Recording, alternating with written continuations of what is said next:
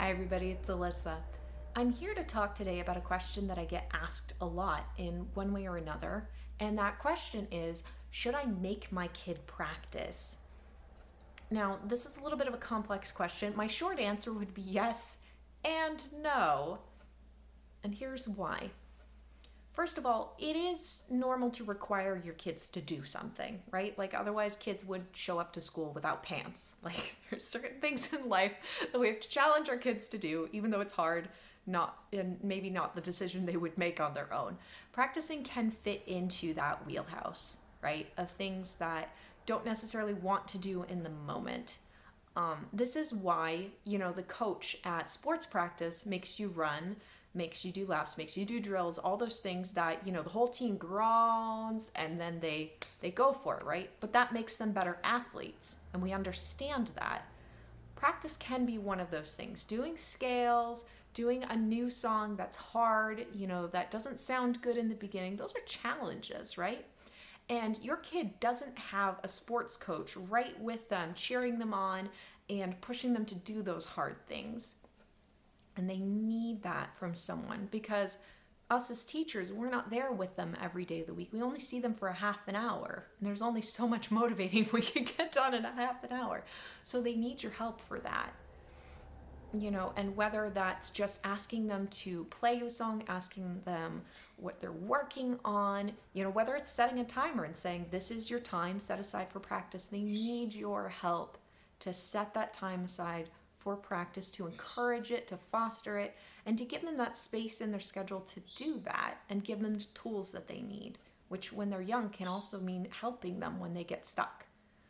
So, but on the flip side of that, obviously, every student I teach doesn't stick around for the next 20 years or so. I have found that with some kids, if you're noticing that the kid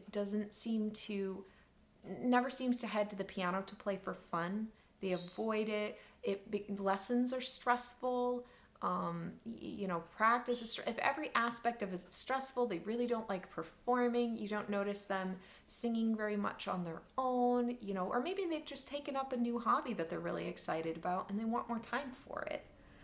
These are all valid reasons to consider, okay, maybe this instrument or maybe this thing isn't the right thing for them right now, and that's okay. But if you're taking an instrument, or if you're learning to sing, anything in between, you need that practice time, because if you don't get it, you're actually going to lose pleasure in it over time. And I have seen this too. You would think that, well, I don't want to make them hate it, so I'm not going to make them practice. That's not the way that works. The less you practice, the less success and progress you make every week, and the less encouraged you are to go forward. You actually need that practice to see the progress, to feel encouraged that I can do this, I can see success, and the better you get at it, the more fun it is.